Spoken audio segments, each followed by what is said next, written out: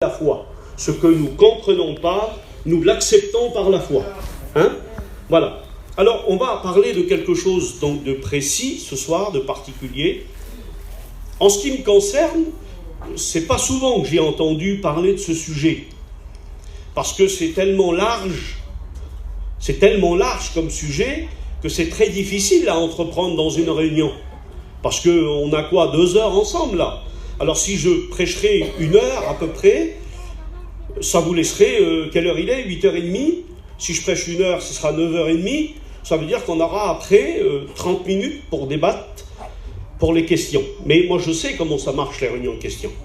Au départ, eh bien, les gens sont timides, ils n'osent pas. C'est bien souvent les serviteurs de Dieu qui commencent pour pouvoir mettre la machine en route. Et puis après, les chrétiens, on ne les arrête plus. On va être là peut-être à 11h, 11h30. Pourquoi pas? Laissons faire le Seigneur. On verra bien. Les frères me diront, quand ils arrêteront, quand il faudra arrêter, eh bien on arrêtera. Mais pour l'instant, notre réunion commence. Voilà. Est-ce que vous êtes prêts? Amen. Alors nous n'allons pas nous laisser embêter par le diable. Hein? C'est nous qui allons l'embêter plutôt ce soir. Et nous n'allons même pas nous laisser embêter par les enfants. Hein? Voilà. Si on a du va-et-vient, vous les accompagnez gentiment à la sortie. Hein, l'herbe est verte et ils peuvent jouer. Que Dieu soit béni. Mais s'ils sont sages, ils sont bien parmi nous. Alors on va commencer, si vous voulez bien. On va parler ce soir du paradis. Voilà. Moi j'ai soif d'aller au ciel. J'attends le Seigneur. Pourtant tout va bien, hein, à peu près. Il n'y a pas de grande misère chez moi. Mais j'ai une soif terrible pour que Jésus revienne. Amen. Et ce qu'on écoute en ce moment là, à la télé et à la radio, par rapport à ce qui se passe en Israël, eh bien, j'aimerais vous dire, pour les non-initiés, ceux qui ne savent pas, que c'est un grand signe biblique du retour de Jésus, ça.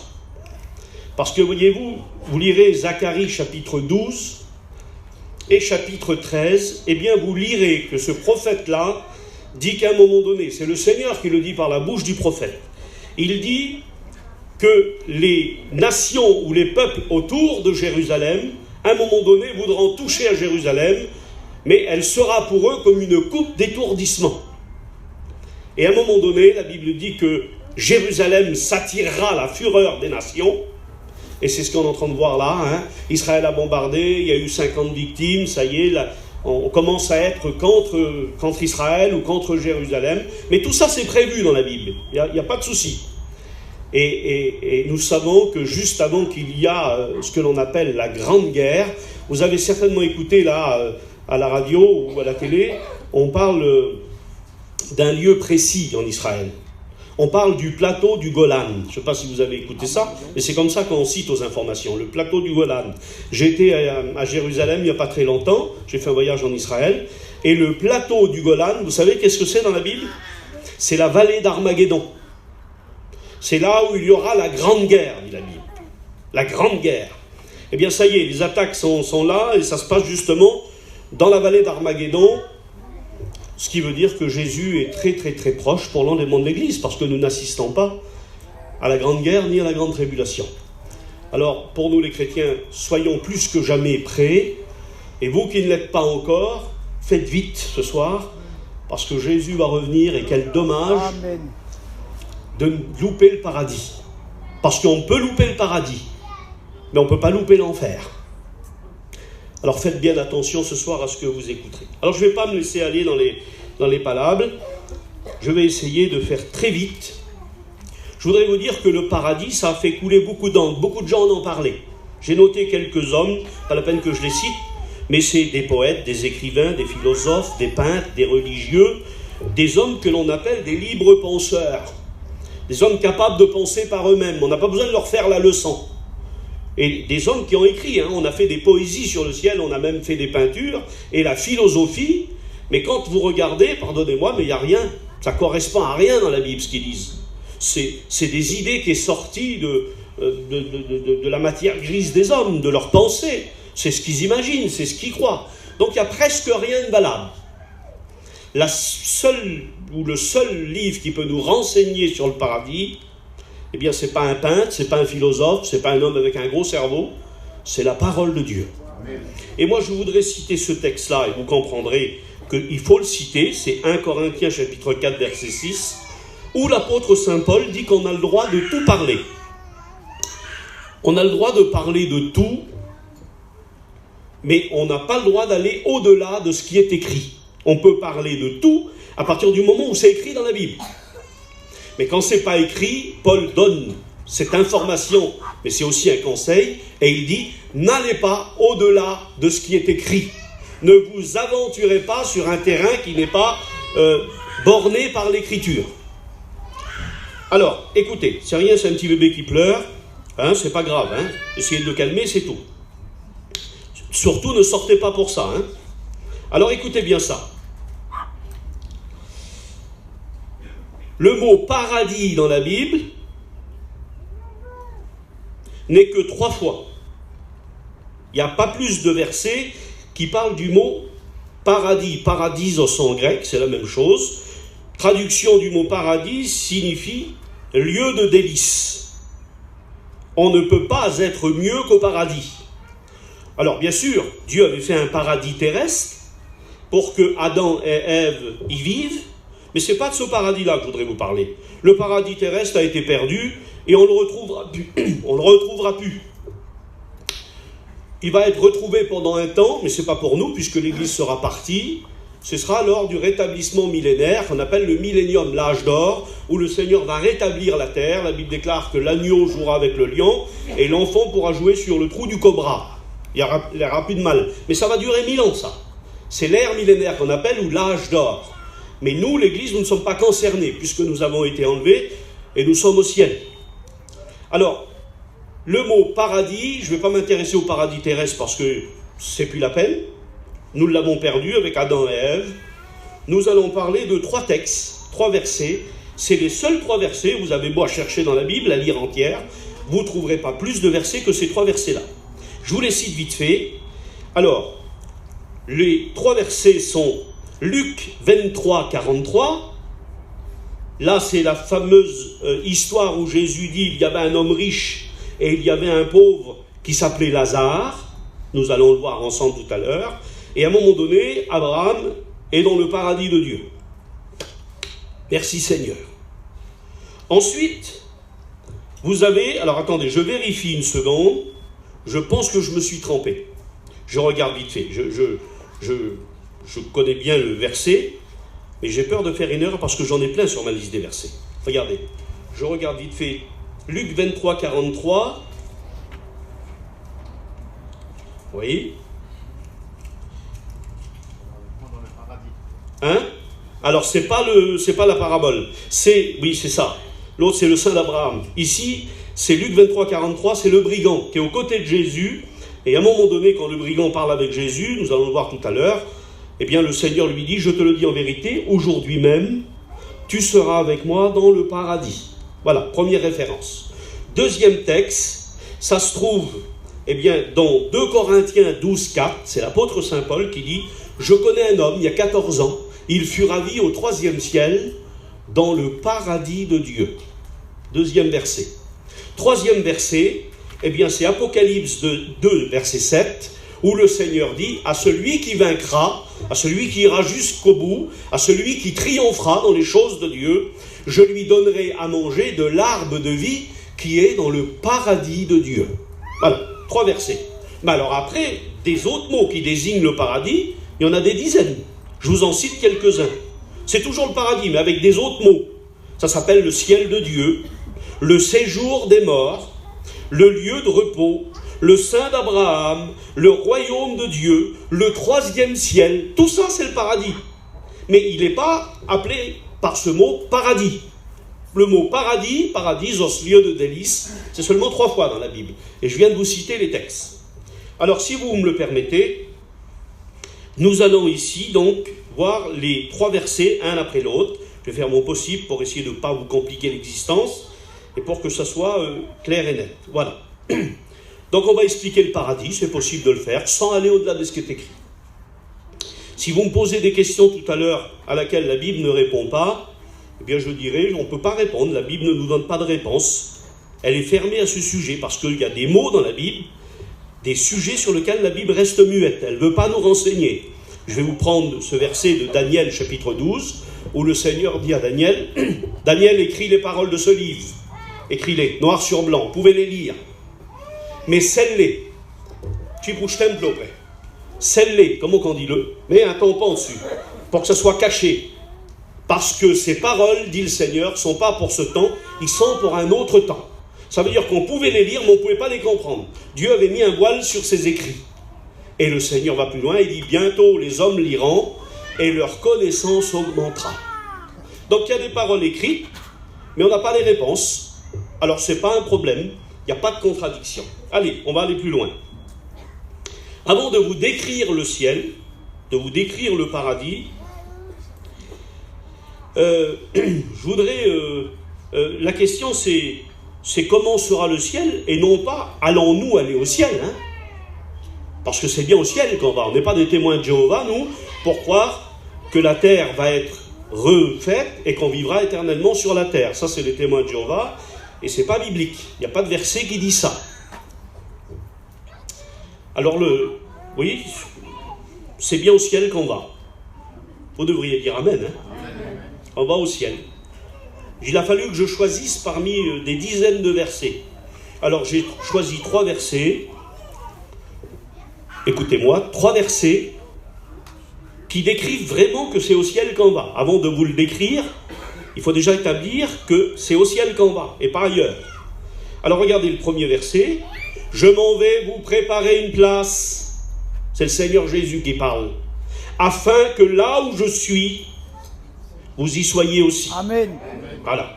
Et vous vous souvenez, à l'Ascension, on va fêter bientôt l'Ascension, quand il est parti, la Bible déclare que les disciples regardaient partir au ciel, des anges sont descendus, et ils ont dit, voyez-vous, ce Jésus qui monte, ce Jésus qui part, il reviendra de la même manière. Ça veut dire qu'il descend du ciel.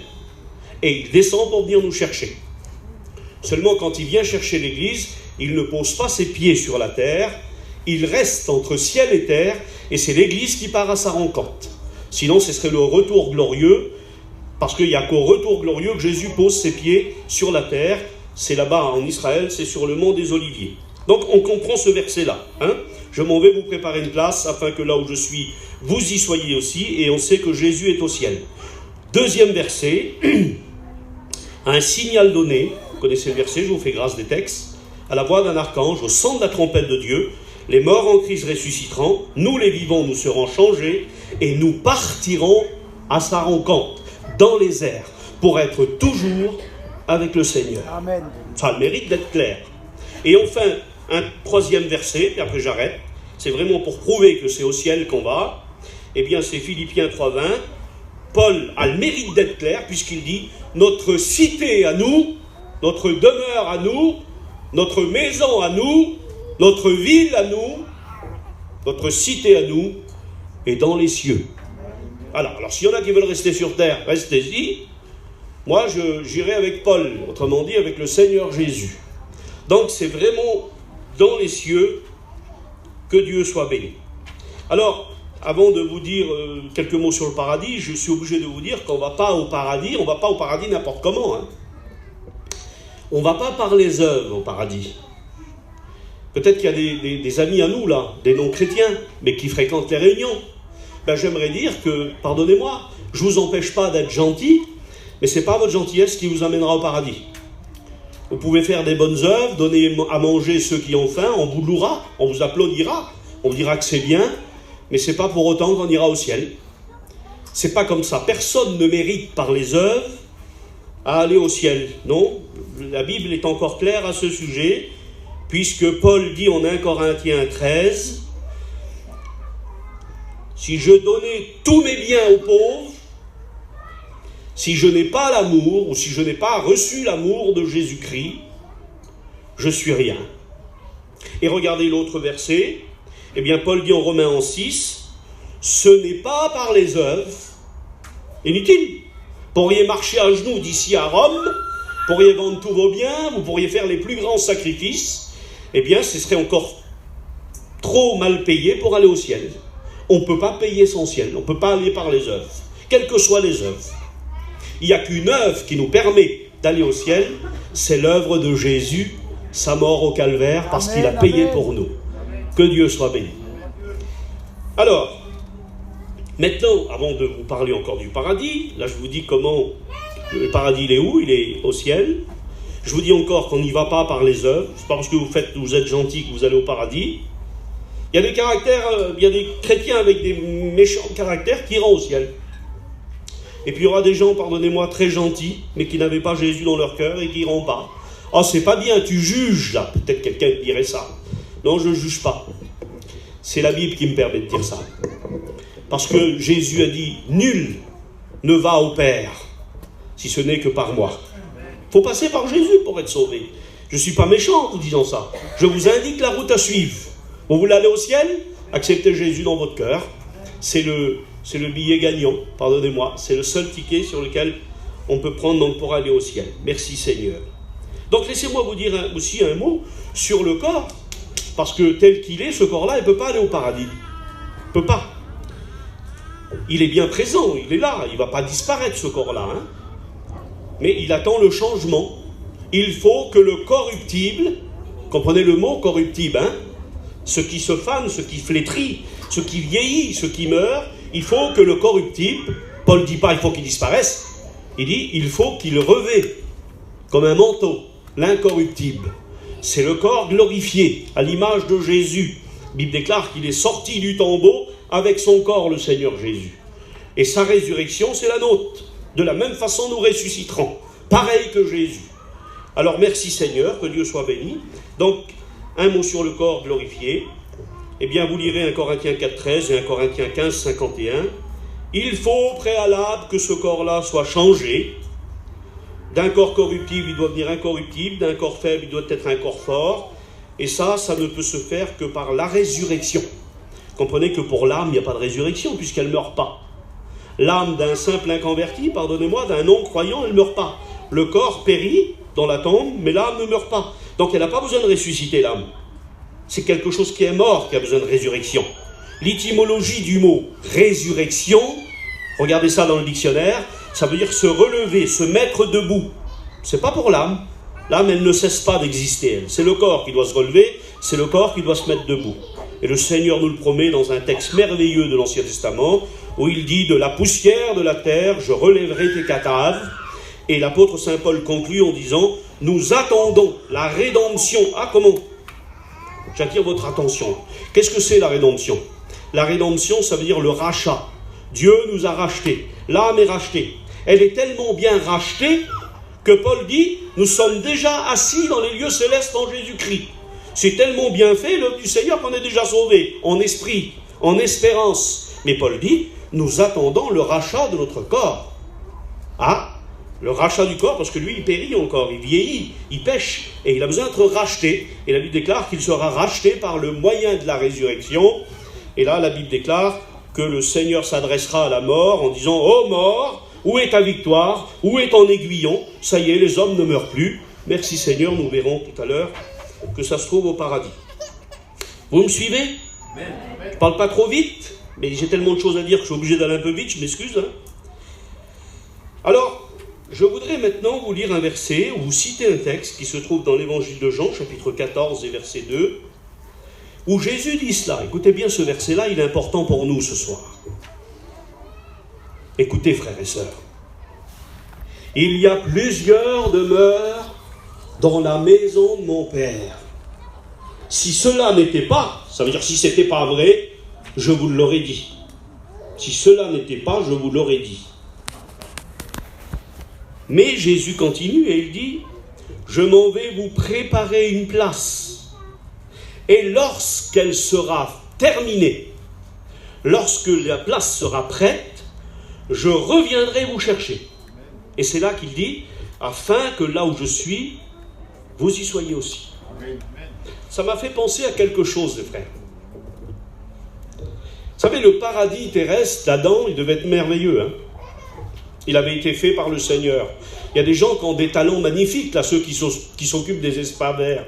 Pas si vous avez été voir le jardin du château de Versailles, en France, à Paris. Le jardin, c'est quelque chose d'extraordinaire. Hein. Mais ce n'était pas le jardin d'Éden. Hein. Il n'y avait rien à voir. C'était Dieu qui avait dessiné ce jardin-là. Alors imaginez comment il était beau. Hein. Et puis il y a des endroits, il y a des catalogues dans les agences de voyage. Et puis les jeunes, quand ils se marient, ils feuilletent ça parce qu'ils veulent savoir où ils vont aller. Et puis vous voyez des endroits, mais c'est à peine croyable. Tellement c'est beau. Tellement c'est extraordinaire. Mais on se dit, c'est pas possible. Ça n'existe pas des lieux comme ça. C'est trop beau.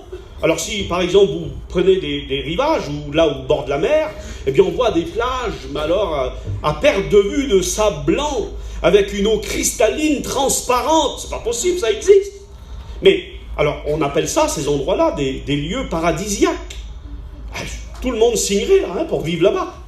Ben moi, ça me dérange pas. Je vis là je me nourris, je bois du noix de coco, je mange des homards, et puis je vis au bord de la plage, comme Robinson Crusoe, là. Et puis on dit, c'est paradisiaque.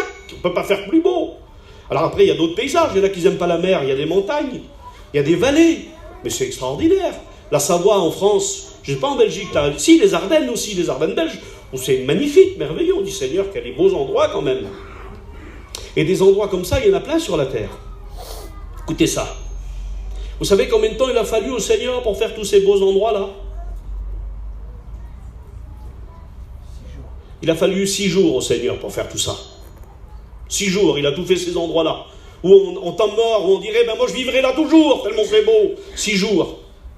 Eh bien là, il semblerait que dans le verset, il y a 2000 ans qu'il est en train de la préparer, l'endroit. Il y a 2000 ans qu'il prépare un endroit. Qu'est-ce que ça doit être? Amen. Ben je veux y aller, moi. Parce que je veux voir cet endroit-là. Un endroit préparé le Seigneur depuis 2000 ans, puisque le verset semble dire ça. Je m'en vais vous préparer une place, et quand elle sera terminée, quand ce sera fini enfin, je viendrai vous prendre, afin que là où je suis, vous y soyez aussi. Chrétiens, chrétiennes, vous voulez aller au paradis? Amen. Eh bien moi aussi. Et vous qui n'êtes pas sur la liste, les amis, là, faites tout votre possible pour ne pas louper cet endroit. Voilà, un petit peu de silence s'il vous plaît pour les petits au fond. Merci. Alors regardez, j'ai mis ça. Dans la Bible, il y a 2 endroits. Parlons pas du paradis terrestre, on l'a perdu. Il y a 2 endroits qui s'appellent paradis. Vous voulez savoir quels sont ces 2 endroits qui portent le mot appellation paradis? Eh bien, le premier, c'est Luc 23, 43, où Jésus a dit aux brigands, parce que quand vous lisez dans un évangile, je ne sais plus lequel, vous voyez que les 2 brigands, eh bien, avaient un mauvais langage et parlaient mal au Seigneur. Pourquoi ça fait ça, là? 1, 2, c'est gênant, hein? C'est-à-dire, on lève un petit peu.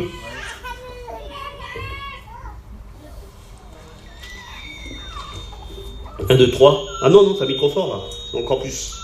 Non, enlève-le, voilà. Voilà, c'est mieux, là. M'écoutez, là. C'est mieux, hein? Luc 23, 43, c'est quand le Seigneur dit aux brigands, et vous lisez dans un évangile, que les 2 brigands, eh bien, injuriaient le Seigneur. Les 2 l'injuriaient. Et il faut croire qu'il y a eu un changement.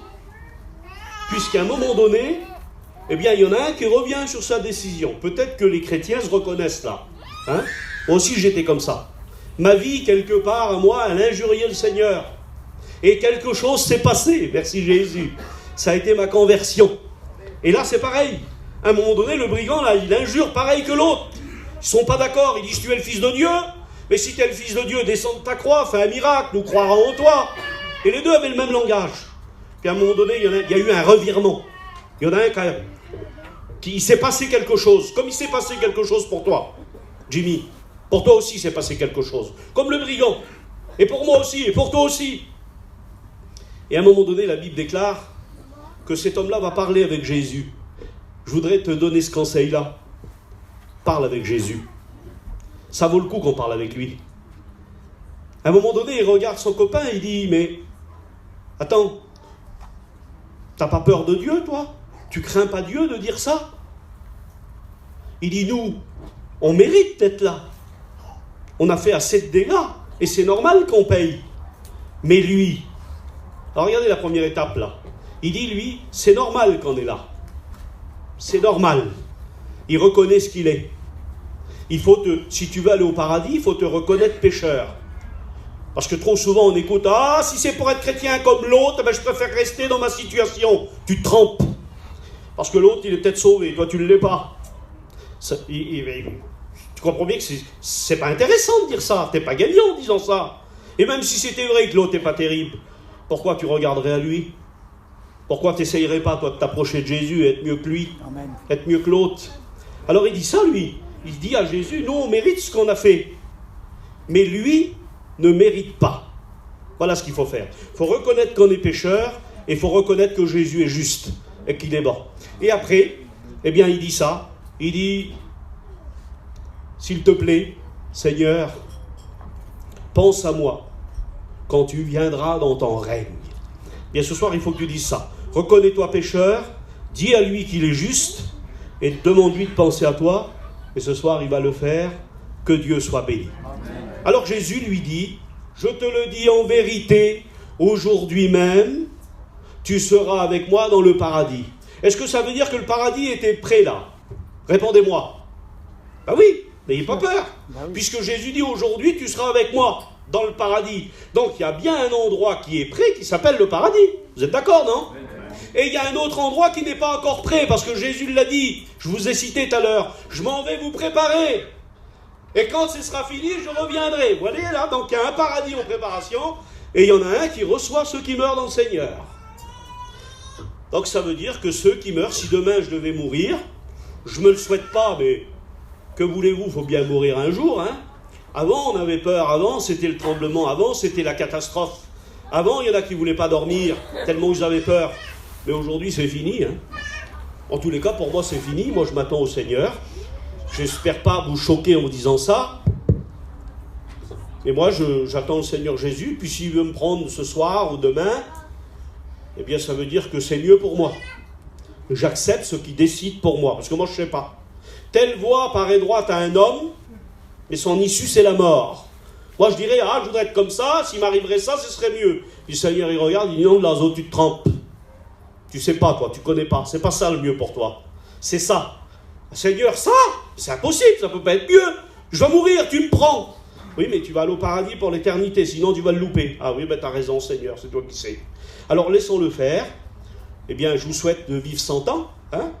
Mais s'il devait nous prendre dans la fleur de l'âge, et si on est chrétien, eh bien, c'est pas le grand désespoir. Nous avons une espérance merveilleuse. C'est celle d'aller près de lui, que Dieu soit béni. Je te le dis aujourd'hui, tu seras avec moi dans le paradis. Il y a un lieu qui est prêt depuis 2000 ans et qui reçoit les chrétiens. On appelle ça, ceux qui vont dans ce paradis prêt déjà, eh bien c'est le séjour des morts, c'est le lieu de repos, c'est le sein d'Abraham. C'est là où l'apôtre Saint Paul avait dit « Je suis tiraillé de deux côtés », disait-il. J'ai envie de faire deux choses. Ah bon? Quoi, Paul? Eh bien, d'un côté, j'ai envie de rester avec vous pour vous faire des bonnes réunions, pour être béni, pour faire des baptêmes, pour chanter des cantiques, pour se réjouir dans l'œuvre de Dieu. Mais d'un autre côté, j'ai envie d'aller près du Seigneur. Amen. Et il dit, ça c'est ce qui est de loin préférable, hein, aller près du Seigneur. Eh bien, il savait bien, Paul, hein, que c'était en mourant, parce que l'enlèvement de l'Église n'avait pas eu lieu encore. Donc, ce lieu de paradis-là, c'est le lieu où vont les morts en Christ. Ils sont dans un lieu.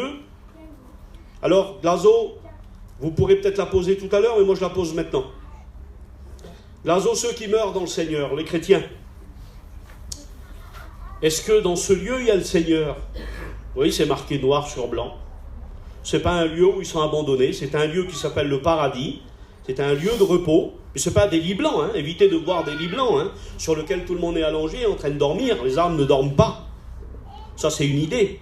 Non, c'est un lieu de repos dans le sens où c'est, imaginez, par exemple, un parc merveilleux, un jardin avec toutes sortes d'arbres et de fruits. Eh bien, c'est un lieu de repos. On se repose, on est en paix dans des lieux comme ça. Eh bien, le paradis où les morts en Christ vont, ce n'est pas un lieu où on dort, c'est un lieu où on se repose. Un lieu où on ne se fatigue plus, mais un lieu où on ne dort pas. Un lieu où il y a une vie, un lieu où le Seigneur vient. Voilà. Si vous avez des questions là, gardez-les. Vous pourrez peut-être les poser tout à l'heure, mais moi je ne peux pas m'étaler plus parce qu'on n'a pas assez de temps. Allez, je vais donc maintenant vous dire cela. Parler du paradis doit nous faire penser, pardonnez-moi, on est obligé. Je ne peux pas vous parler du paradis sans vous parler de l'enfer, c'est impossible. Et puis s'il y avait des non-chrétiens parmi nous, il faut que vous écoutiez ça. Il faut absolument éviter d'aller dans cet endroit. Alors pour ça, je vais lire un verset, parce que justement, le verset nous en parle bien, des deux endroits. Il y a deux endroits où passer l'éternité, soit près du Seigneur, soit loin du Seigneur. Mais alors loin du Seigneur, c'est pas juste loin, hein. C'est un endroit où le diable lui-même, imaginez, il y a des endroits sur terre qui nous font frissonner. Il y a des villes, il y a des endroits, il y a des bas-fonds, il y a des endroits mal fréquentés, où des gens, pardonnez-moi, mais sans lier de mauvais esprits, des gens qui sont possédés, où on irait nous, on aurait la chair de poule sur nous, tellement c'est grave, et tellement c'est terrible. Vous voyez ? Eh bien le diable, il se régale dans ces endroits-là. Il n'y a pas mieux pour lui. Et ça nous fait peur à nous pourtant. Eh bien Dieu a pris un endroit, Dieu a choisi un endroit, Dieu a fait un endroit, l'enfer, qui est réservé pour le diable à l'origine et les démons. Et là, il tremble. Quel endroit que ça doit être ? Il tremble. Souvenez-vous, ils demandent devant Jésus, puis ils tremblent. Est-ce que tu es venu nous tourmenter avant notre temps ? Le diable et les démons tremblent pour cet endroit. Et vous n'auriez pas peur ?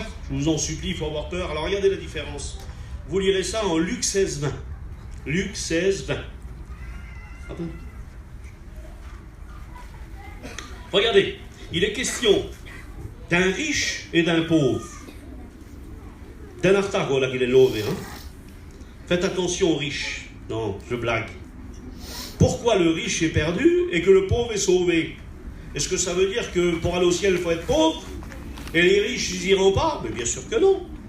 C'est pas ça que la Bible dit. Vous voulez que je vous explique ? Je vais vous expliquer. La Bible dit qu'il y avait deux hommes, un homme riche et un pauvre appelé Lazare. La chose, la première qui doit nous interpeller, nous faire réfléchir, c'est qu'il y a le nom du pauvre, mais on ne connaît pas le nom du riche. Vous lisez la Bible, vous direz un homme riche et un pauvre nommé Lazare. Oui, parce que Dieu connaît ceux qui lui appartiennent. Je répète, Dieu connaît celui qui appartient. Amen. Pour Dieu, il existe, il a un nom. Et les autres n'ont pas de nom, parce qu'ils ne sont pas dans la lumière. Ils sont encore loin de Dieu, perdus, et Dieu ne les connaît pas. Mais Dieu désire vous connaître. Dieu désire que vous puissiez vous approcher de lui. Alors regardez ce qui est marqué ici. La Bible dit, regardez la différence entre un chrétien. Alors je vais vous dire pourquoi le pauvre est sauvé et pourquoi le riche est perdu. Eh bien parce que le riche était un juif. Et dans la loi de Moïse, eh bien le riche devait aider le pauvre. Il devait aimer son prochain. Et la Bible déclare que le pauvre mendiait du pain devant sa porte et le riche juif ne lui en donnait pas. Il n'aimait pas son prochain. Faisait tort à la loi de Moïse et ça faisait de lui un perdu, selon la loi de Moïse. Comprenez ça, hein ? Donc il faisait du tort à la loi. Il ne prenait pas soin de son prochain. Et Dieu pourtant dans la loi il avait dit, tu prendras soin de ton prochain. Tu aimeras ton prochain comme toi-même. Mais le riche ne voulait pas. Il n'y avait qu'une chose qui l'intéressait, c'était ses sous. Et il ne voulait pas la partager. Il ne voulait même pas donner sa nourriture. Donc la Bible déclare qu'à un moment donné, le pauvre mourut. Eh oui, les chrétiens meurent. Vous le savez ça, hein ? Depuis que le monde est monde, les chrétiens meurent. On est tous appelés à passer par là. Mais la Bible déclare aussi que le riche mourut aussi. Ah, oui, les riches meurent aussi. Parce qu'il y en a qui croient parce qu'ils ont plein d'argent, on ne va pas mourir. Il y en a qui cachent leurs sous et qu'ils ont 90 ans. Et puis ils n'osent pas les toucher, ils n'osent pas les manger. Ils n'ont même pas de côté pour leurs enfants, c'est pas ça leur idée. Hein. Ils veulent là, ils veillent dessus comme s'ils vivraient éternellement. Ben non. Ceux qui possèdent plein d'argent meurent aussi. Les pauvres meurent, les riches meurent aussi. C'est le lot de tous les hommes. Par un seul homme, la mort est entrée dans le monde et elle s'est répandue sur tout le monde, sur tous les hommes. Alors regardez, les deux meurent. Le pauvre meurt, le riche meurt. Le riche, c'est quelqu'un qui a fait tort à Dieu. Hein. C'est pas pour ses sous qu'il est perdu. Il y aura des riches au ciel. Et puis il y aura des pauvres en enfer. Mais il y aura aussi des pauvres au ciel et des riches en enfer. Et bien là, regardez. La Bible dit, le riche mourut et il fut enseveli. Vous comprenez le mot là ? Vous prononcez le mot en Belgique, vous là, hein ? Enseveli. Et en général, quand vous employez le mot enseveli, c'est souvent pour dire enseveli vivant. Parce que normalement, l'autre mot, quand on est mort, c'est le mot enterré. Et enseveli, ça fait peur. Ça correspond à être enseveli vivant, le sable mouvant. On ne dit pas qu'il a été enterré dans le sable mouvant, on dit qu'il a été enseveli. C'est parce qu'il est resté vivant. Il est parti dans le sein de la terre vivant. Et bien là, l'expression, c'est le mot enseveli. Parce qu'on le voit, le riche. C'est pas parce qu'il est mort qu'il parle plus. Il parle après, vous allez voir. Il continue à vivre. Après la mort, il y a la vie. Il n'y a pas de souci. C'est pas parce que le corps périt dans la tombe que ça y est. Si ça vous plaît de le croire, je peux rien faire pour vous. Et moi je vous dis, et la Bible nous dit que il y a bien une vie après la mort, et la Bible déclare que le riche mourut et il fut enseveli. Et c'est terrible. D'être enseveli. Regardez ce qui s'est passé pour le pauvre, le chrétien, comme on dit. Le pauvre mourut aussi, et il fut transporté par les anges dans le sein d'Abraham. Amen. Quelle différence d'avoir la terreur d'être enseveli vivant et d'être transporté par les anges. Si je vous demande ce que vous voudriez, bien comme les petits là, vous dites, moi j'aime bien le barreau d'Evel, moi j'aime bien Dieu, moi je veux aller avec le Seigneur, bien pour ça il faut changer de vie. Vous ne pouvez pas juste le dire, pas parce que vous le dites que ça arrivera. Si vous voulez croire que tout le monde ira au paradis, ben c'est bien, écoutez la chanson là. Hein, il y a une chanson qui dit tout le monde ira au paradis. Il ne faut pas lire la Bible, il faut écouter la chanson. Puis voilà, alors à ce moment-là, tout le monde ira, mais c'est pas ce que la Bible dit. Si vous voulez véritablement savoir, c'est la Bible qu'il faut lire et rien d'autre. Le pauvre mourut et il fut transporté par les anges. Quelle beauté. Le riche, il devait être transporté en Mercedes de son vivant, lui. Ou en Rolls-Royce. Ah, Glazo, à l'époque, ça n'existait pas. Eh bien alors en cheval blanc, hein, en carrosse le plus beau. Parce que plus on est riche, normalement, plus la voiture doit correspondre. Hein. Et c'est normal que ça corresponde. Pas la peine d'avoir des milliards et de rouler dans une 2 chevaux. Il faut que le véhicule corresponde. Eh bien, lui, il avait joui, là, le riche, pendant un temps de ces choses-là. Mais les rôles ont changé. Maintenant, lui, il est enseveli vivant. Alors que l'autre est transporté par les anges. Vous savez que Dieu lui-même est transporté par les anges. C'est marqué dans le livre d'Ézéchiel. Dieu, sur son trône, est transporté par les chérubins, par les anges. Eh bien, nous aurons, nous les chrétiens, le même moyen de locomotion. À la mort d'un chrétien, la Bible déclare que c'est des anges qui viennent le chercher et qui le transportent dans le paradis de Dieu. Amen. Merci Seigneur pour cette belle différence. Si vous voulez être transporté plutôt que d'être enseveli, eh bien, approchez-vous du Seigneur Jésus. C'est le conseil que je vous donne. Deuxième, la Bible dit que quand il est enseveli vivant, on voit qu'il a les yeux ouverts, et puis à un moment donné, il regarde autour de lui et il souffre cruellement. Il souffre. Vous voyez, le corps n'est pas là, mais il souffre quand même. La Bible dit qu'il est dans un feu qui ne s'éteint point. Et là, il va supplier. Il n'est pas à l'eau, lui.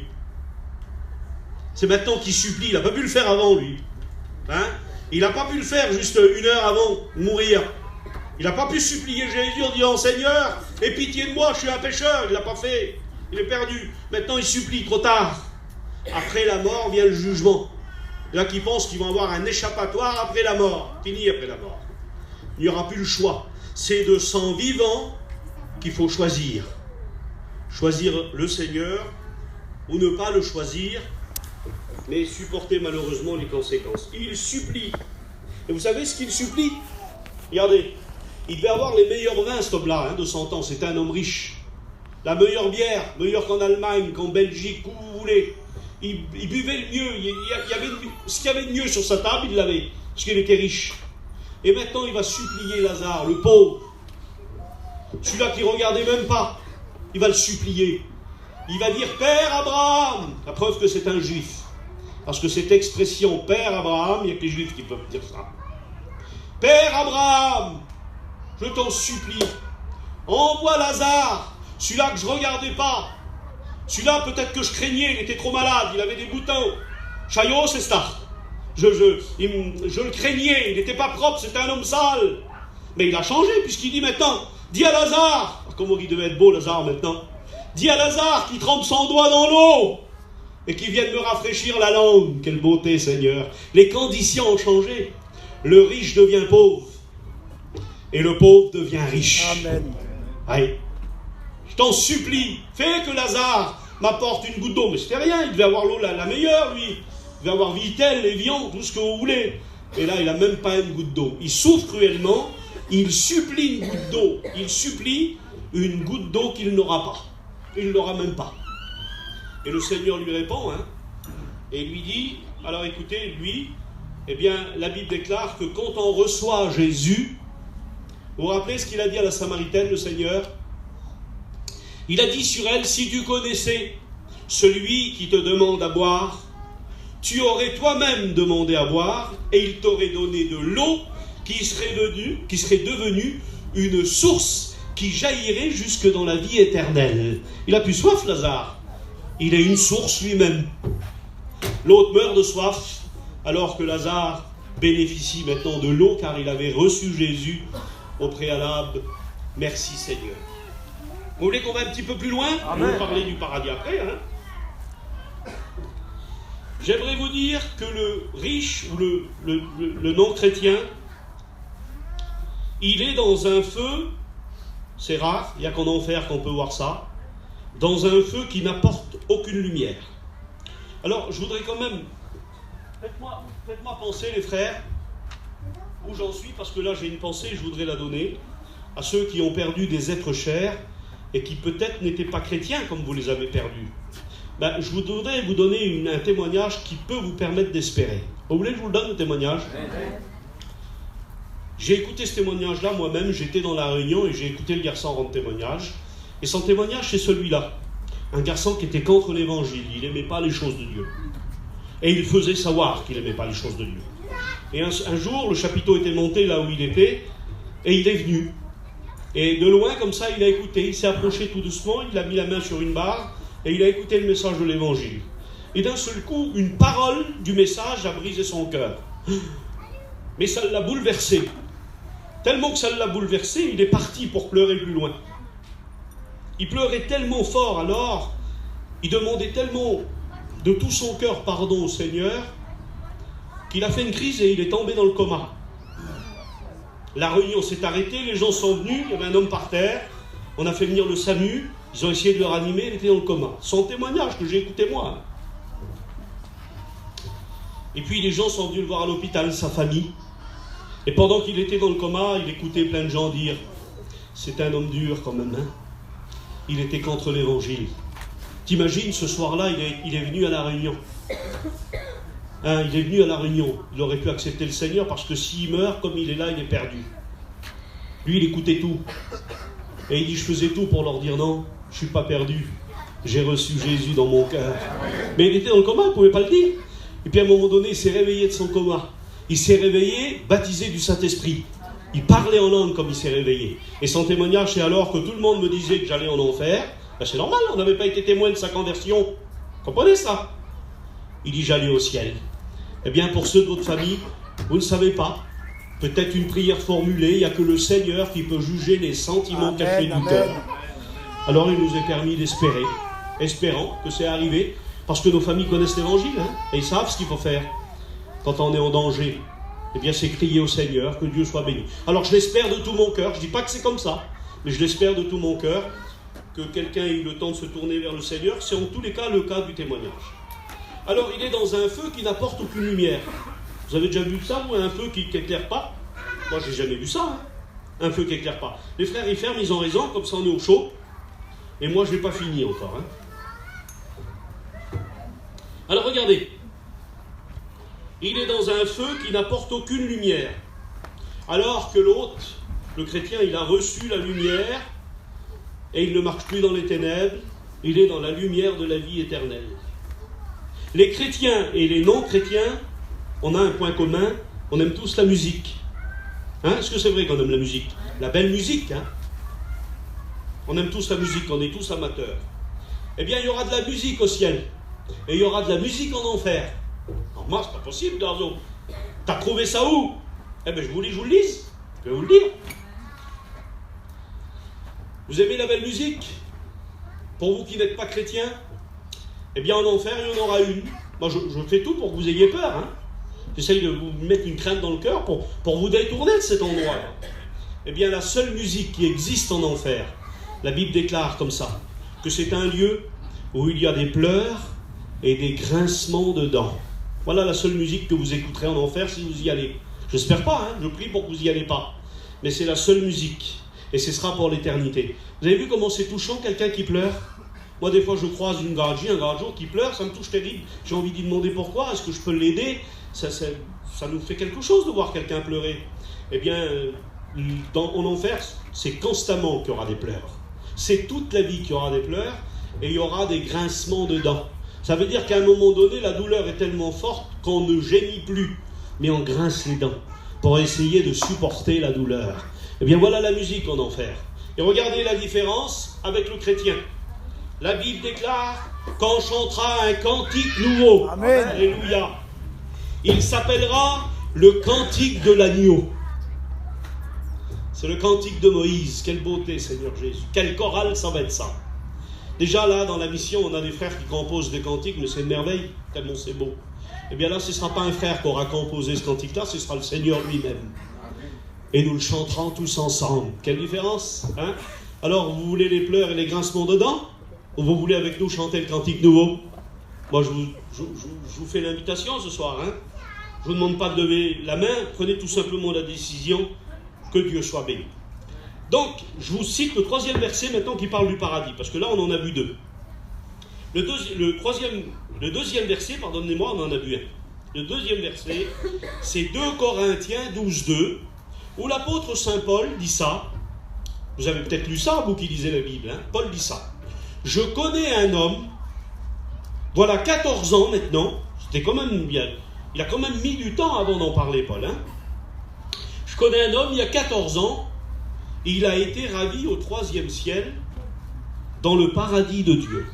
Et regardez ce que Paul dit, ça doit attirer notre attention, ça. Il dit, je ne sais pas si c'est avec son corps, ou sans son corps.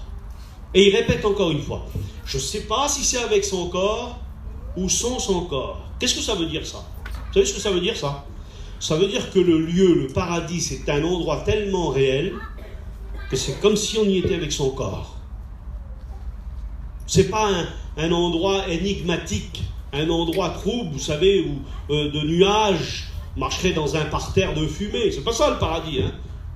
Non, Paul dit, le paradis c'est merveilleux, j'ai entendu des choses que je peux même pas répéter tellement c'est riche. Mais par contre, c'est vraiment une chose à vivre. Puisque je pense que j'y étais avec le corps ou pas, je ne sais pas. Mais c'est vraiment une réalité. Eh bien, ça doit nous réjouir, ça. Hein? Pas quelque chose de nébuleux, quelque chose qu'on ne comprend pas trop. Non, le paradis sera quelque chose de réel, d'aussi clair que la vie qu'on vit aujourd'hui. Et c'est un lieu où nous pourrons nous réjouir pour l'éternité. Merci Seigneur. Je connais un homme qui fut ravi, voilà 14 ans au 3e ciel. Alors, des gens disent, alors ça, c'est pas la peine, j'en parle pas, ça va être trop long et c'est pas très intéressant. C'est intéressant, mais on n'a pas le temps.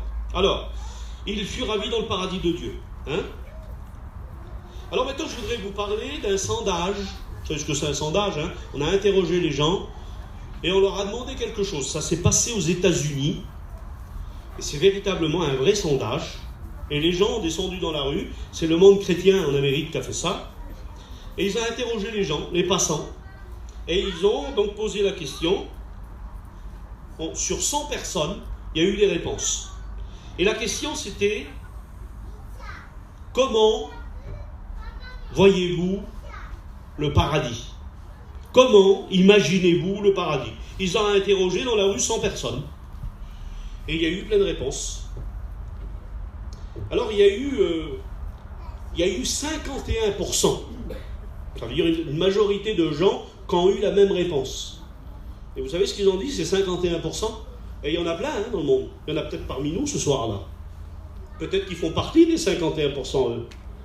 Et vous savez ce qu'ils ont dit, ces 51%-là? Ils ont dit quoi? Vous me demandez comment pour moi est le paradis? Ben, je vais vous répondre, j'y crois pas au paradis. Et il y en a qui ne croient pas au paradis. Il y en a qui disent après la mort, tout est fini, il n'y a pas de mort après la vie. Ce sont ce que l'on appelle des athées. Ils ne croient ni à Dieu ni au diable. Mangeons, buvons, réjouissons-nous, car demain nous mourrons et tout se finira à la tombe. Eh bien, le diable, ça ne le dérange pas que vous croyez ça. Hein? Il n'est pas jaloux, lui, hein? Que vous ne croyez pas en lui. Quand vous dites, pour moi, il n'y a pas de Dieu, il n'y a pas de diable. Ça, il ne le dérange pas, lui. Le principal pour lui, c'est que vous mourriez sans Dieu. Parce qu'il sait qu'il est gagnant dans l'affaire. Alors 51% ont dit au paradis on n'y croit pas. Mais il y en a eu d'autres qui ont répondu, et là je vais vous donner le pourcentage, 17%, pas beaucoup, mais ils ont répondu. Ils ont déclaré ne pas avoir d'idée sur le paradis. Ils ont dit non, je ne sais pas le décrire. J'y crois, mais je ne sais pas comment il sera. Et je ne peux pas vous donner de renseignements. Ben, il y a peut-être des chrétiens comme ça aussi. Et qui se disent avec Glazo, moi j'ai du mal à m'imaginer le paradis. Je n'arrive pas à voir comment ce sera. J'ai beaucoup de mal à m'imaginer. Des fois je vois une image à la télé ou sur un livre, je pense que c'est comme ça. J'ai pas d'idée propre. Eh bien, tant pis si vous n'avez pas d'idée propre. En tous les cas, vous y croyez, c'est le principal. Donc 17% ont répondu que, ils n'avaient pas d'idée, mais qu'ils y croyaient. 19% ont donné une autre réponse, aux 19 sur les 49 restants. Ils ont dit, moi, le paradis, comment je le vois? Eh bien, je vais te dire. Je vois un grand et magnifique parc, jardin, avec des arbres de toutes les couleurs et avec les fruits, tous les fruits imaginables. Ah, et bien là, il y a une trace dans la Bible de ça. La Bible parle d'un jardin. Non seulement du jardin terrestre, là, avec Adam, mais le lieu de repos, là où vont les morts en Christ, c'est un endroit comme ça. Parce que c'est le mot paradis ou paradisos, c'est une vieille définition qui signifie en Orient enclos fermé, lieu de délices. Donc un parc, si vous voulez, privé, avec toutes les couleurs possibles et tous les fruits possibles. Donc il y a des chrétiens qui ont dit un jardin. Eh bien merci Seigneur, c'est vrai, c'est un jardin, mais c'est le premier paradis tout à l'heure là qu'on a dit. C'est les morts en Christ qui vont là. Et puis regardez, les autres ont dit que pour eux, 13%, ils ont dit pour moi le paradis c'est une grande ville. Et là aussi la Bible a raison. Puisque la Bible dit qu'il y a un autre paradis en préparation, nous l'avons dit tout à l'heure, qui s'appelle la Nouvelle Jérusalem. C'est la ville que Dieu est en train de construire. Et c'est ça le paradis. Dieu est en train de construire. Donc le jardin, ok, mais le jardin reçoit ceux qui meurent dans le Seigneur. Et à un moment donné, ce jardin sera vidé pour aller tous ensemble, parce qu'ils ne peuvent pas aller sans nous dans la Nouvelle Jérusalem. C'est ensemble que nous ferons l'entrée dans la Nouvelle Jérusalem. Alors regardez ce que j'ai mis ici. La Bible dit par exemple, heureux dès à présent, ceux qui meurent dans le Seigneur, car leurs œuvres les suivent. Vous voyez, c'est le mot là, heureux dès à présent, ceux qui meurent dans le Seigneur. Ça veut dire heureux tout de suite, ceux qui meurent. Il ne faut pas attendre pour être heureux quand on meurt dans le Seigneur. Il ne faut pas attendre dans les mondes de l'Église. Ce n'est pas à partir de là qu'ils vont être heureux. C'est dès qu'ils ferment les yeux sur terre. Heureux dès maintenant, dès à présent, ceux qui meurent dans le Seigneur. Car quand on les ferme sur la terre, on les ouvre avec le Seigneur et on vit auprès du Seigneur dans ce jardin ou cet enclos qui a été préparé pour nous depuis très longtemps maintenant, puisque les chrétiens, depuis 2000 ans, y vont, que Dieu soit béni. Voulez-vous que je vous décrive le paradis de la Nouvelle Jérusalem? Parce que là, c'est les morts et les vivants transformés à l'enlèvement de l'Église qui feront leur entrée dans la Nouvelle Jérusalem. Alors regardez un petit peu la Nouvelle Jérusalem. La Bible dit qu'autour de la ville de la Nouvelle Jérusalem, il y a une muraille. Vous savez ce que c'est qu'une muraille, hein? C'est un mur très haut. Ça protégeait les villes avant, pour la guerre. Une muraille. Alors regardez la muraille. On dit de Jéricho, une ville qui a existé, elle est en Israël, on dit que cette ville était imprenable. On ne pouvait pas combattre contre Jéricho tellement les murs ils étaient épais. On dit que sur le haut des murs de Jéricho, 2 chars de guerre pouvaient se croiser. Ça veut dire que ça faisait au moins 5-6 mètres d'épaisseur, ces murs-là. Donc c'est énorme comme mur. Hein. Pareil pour la ville de Babylone. Une ville avec des murs de 5-6 mètres de large. Des villes très sûres donc. Savez-vous combien d'épaisseur le mur de la Nouvelle Jérusalem fait? Il fait 85 mètres d'épaisseur. Et la Bible déclare qu'il est fait de diamant, puisqu'il est fait de cristal pur. On ne connaissait pas le diamant à l'époque. Donc il a décrit comme du cristal pur. Possible, Seigneur. Vous voyez, cristal pur, transparent, comme du cristal. un mur de 85 mètres d'épaisseur, parce qu'attention, c'est un métrage comme nous, hein, les mètres qu'on connaît, hein, puisque le Seigneur dit à l'ange, mesure d'une mesure d'homme. Et il mesure avec un roseau, c'était des coudées avant, c'était ça les mesures. Et converti en mètres d'aujourd'hui, ça fait 85-86 mètres d'épaisseur d'un blanc transparent. Vous savez pourquoi transparent? Eh bien parce que la présence de Dieu et la présence de l'Église dans ce lieu brillera d'une façon énorme et merveilleuse, si bien que la ville aura l'apparence d'un joyau, car on pourra voir l'éclat de l'Église et l'éclat du Seigneur à l'intérieur. Merci Jésus. Donc, les murs sont d'une épaisseur de 85 mètres. Mais pourquoi gazons un mur aussi épais? On n'a plus besoin d'un mur aussi épais. La guerre ne peut plus avoir lieu. Le diable a été lié, il est jeté, il est en enfer. Pourquoi on va faire un mur de 85 mètres? Eh bien, le mur symbolise quelque chose. Vous faites un mur quand vous aimez, pour protéger votre peuple, votre famille.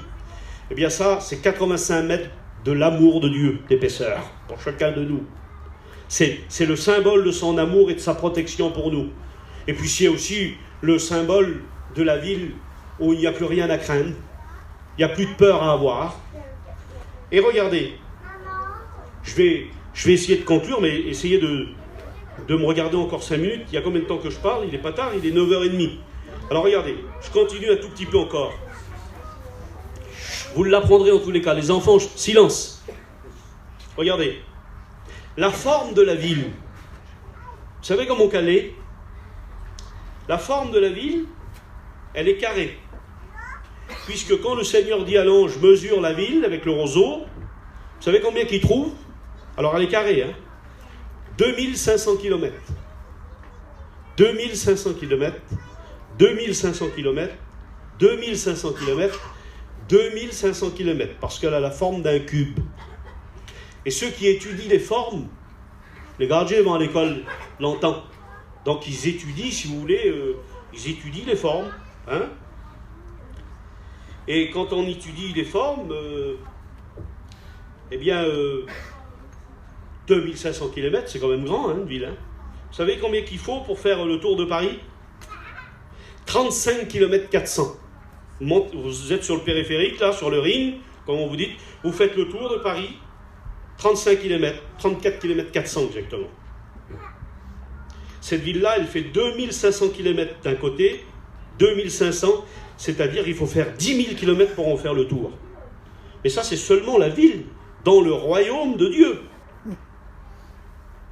Et cette ville-là, elle fait 2500 km de haut. Pourquoi une ville aussi haute, Lazo? Bien parce que pour l'instant, nous, on se déplace comme ça, vous voyez? Hein? Mais bientôt, la Bible déclare que nos corps seront comme celui du Seigneur et comme celui des anges. Ça veut dire que notre déplacement sera comme ça aussi. Alors on peut mettre, pas étonnant que le Seigneur, il a dit qu'il y avait de la place. Hein?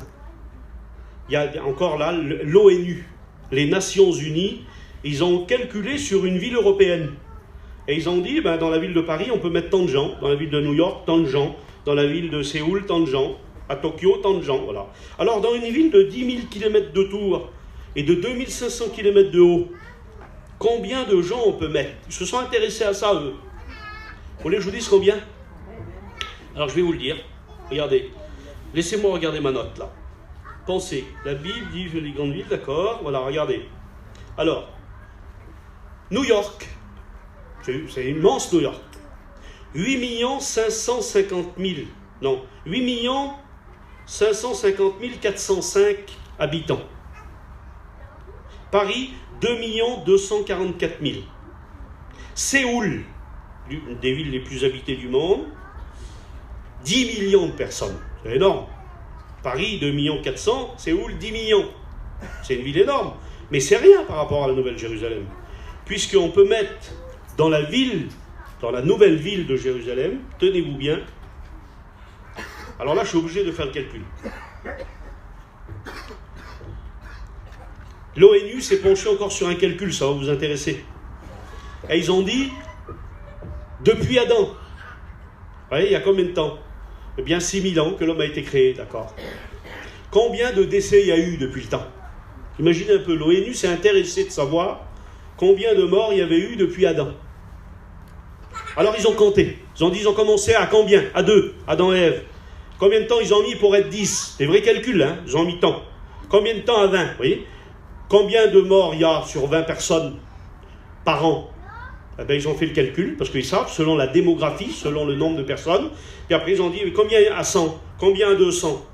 Et puis, ça va vous étonner, mais on a commencé à compter les gens par milliard à partir des années 1900. C'est là où il y a eu, la démographie a explosé, où on a compté les gens par milliard. Ça veut dire qu'on était très peu avant. Ça veut dire qu'il y avait peu de morts. Mais ils ont donc calculé. Et c'est à peu près ça va vous étonner. Il y a eu environ 7 milliards de morts depuis Adam.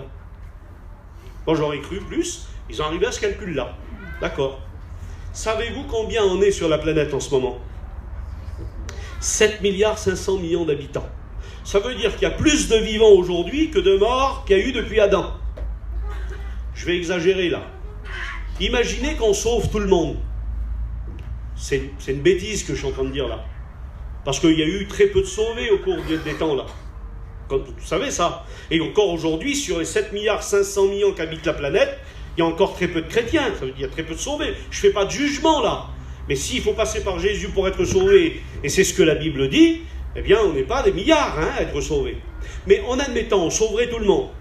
Combien ça fait 7 milliards et 7 milliards 500 millions? On a arrondi à 15 milliards. 15 milliards.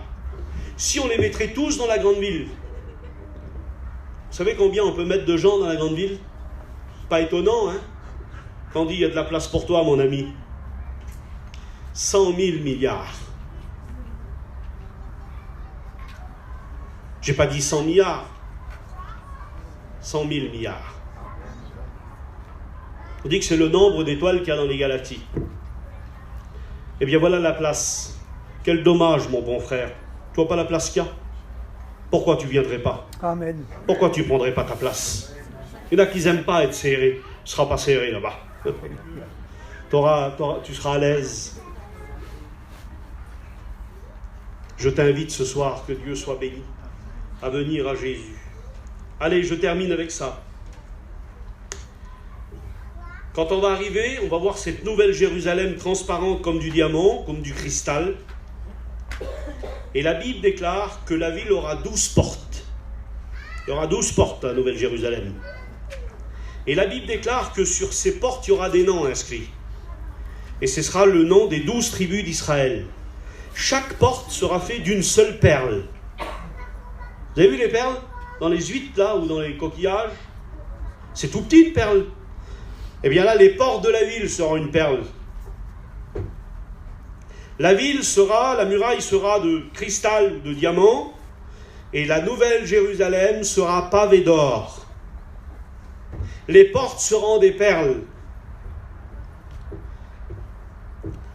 Je ne sais pas, mais si vous aimez le beau, c'est pas aux Champs-Élysées qu'il faut aller, hein. C'est au paradis qu'il faut aller. Parce que ça va être beau. Seigneur Jésus, que Dieu nous garde. Que Dieu permette qu'on y aille, que Dieu permette qu'on aille jusqu'au bout. C'est mon espérance et j'y crois de tout mon cœur. Sur les portes, c'est la nouvelle Jérusalem et il y a les noms des 12 tribus d'Israël. Je dis, Seigneur, quelle place pour Israël, quelle belle place. On verra leur nom de loin, hein, parce que quand vous verrez dans la ville, alors vous verrez ça en éclat, mais vous verrez les noms des Juifs là. Ça veut dire que ça y est, les Juifs sont rétablis, ils ont trouvé leur place. C'est une place d'honneur pour eux. Ah oui, mais que voulez-vous, c'est ça. Jésus disait, ne savez-vous pas que vous serez assis avec Abraham, Isaac et Jacob? Le privilège des Juifs sera énorme, il n'y a pas de problème. Hein. Et puis là, leur nom sera écrit en grand. Merci Seigneur. Et j'ai regardé l'église. Je dis, elle est où l'église, Seigneur, dans la Nouvelle Jérusalem? Et quand j'ai regardé, j'ai vu que nos noms à nous, ils ne sont pas sur les portes de la ville en rentrant, parce qu'il y en a qui aiment être à la lumière, il y en a qui aiment sous les projecteurs. Hein. Eh bien, l'église, ça ne sera pas là comme ça. Leur nom est inscrit sur les fondements de la ville. J'ai été presque déçu quand j'ai vu ça. Les fondements, c'est en dessous, on ne les voit pas. Alors qu'en haut des portes, on voit. Je dis, Seigneur, pourquoi Israël est comme ça haut perché alors que nous, on est en bas? Puis le Seigneur, il m'a parlé dans mon cœur. Alors moi, je ne suis pas dans le camillot. Hein. Le Seigneur, il ne me dit pas tous les minutes, Lazo fait ça, dit ça. Hein. Et là, il m'a parlé. Il m'a dit, Lazo, mais les fondements, tu ne sais pas ce que c'est? Il dit, c'est grâce aux fondements que le royaume y tient. Amen. Une maison qui n'a pas de fondement, elle s'écroule. Vous savez ce que ça veut dire, ça? Ça veut dire que la place de l'église, c'est encore mieux.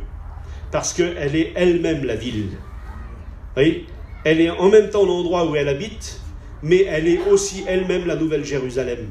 Viens, je vais te montrer, dit le Seigneur à Jean, la nouvelle Jérusalem, l'épouse de Jésus-Christ. Amen. Quelle beauté.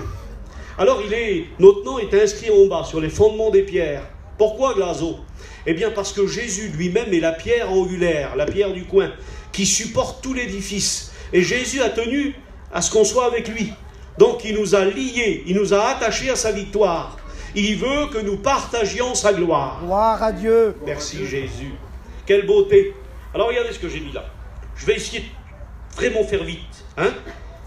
Alors Jésus est la pierre principale et il nous a joints à lui car il veut nous faire participer à sa victoire. J'ai mis ici, Jésus a écrasé le diable. Dites amen les chrétiens. Amen. Au calvaire, il l'a écrasé. Amen. Merci Seigneur. C'était une vieille prophétie, la plus vieille de l'Ancien Testament. Genèse 3,15. Je mettrai l'inimitié entre toi et la femme, Dieu disait-il au serpent.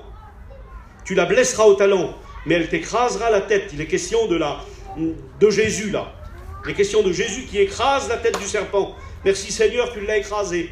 Mais regardez ce que dit Paul. Vous lirez ça, Romains 16, 20. Bientôt le Seigneur Jésus écrasera de nouveau Satan sous vos pieds. Servira de mes pieds à moi. Quelle beauté. Je vais mettre le talon, croyez-moi. Je ne vais pas avoir de pitié. Avec la pointe du talon, je vais l'écraser. Il veut nous faire participer à sa victoire. Quel bonheur, Seigneur. Tu as écrasé le diable, Seigneur, oui. Mais bientôt, tu l'écraseras aussi, toi. Et je me vengerai pour tout le problème qu'il fait. Tous les dégâts qu'il a fait. J'aurai pas de pitié pour lui. On se mettra à plusieurs. Vous voulez, frères et sœurs ? Amen. Que Dieu soit béni. Voilà, il a écrasé le diable. Il nous fera participer. Il nous fera asseoir. Regardez, c'est marqué dans la Bible. Vous voulez vous voir où, vous, dans le royaume de Dieu ? À genoux, devant lui. N'est-ce pas ? Et priant pour l'éternité, le remercier de tout ce qu'il a fait pour nous. Eh bien non, la Bible ne dit pas que vous serez à genoux devant le trône. C'est Jésus qui dit ça en Apocalypse 3. À celui qui vaincra, je le ferai asseoir avec moi sur mon trône. Amen. Vous imaginez un peu la gloire de l'Église ? Assis avec lui sur le même siège, sur le même trône. Seigneur Jésus, c'est trop de grâce. Moi, je serai en bas. Et puis, je serai déjà content d'être en bas. C'est votre sentiment, ça.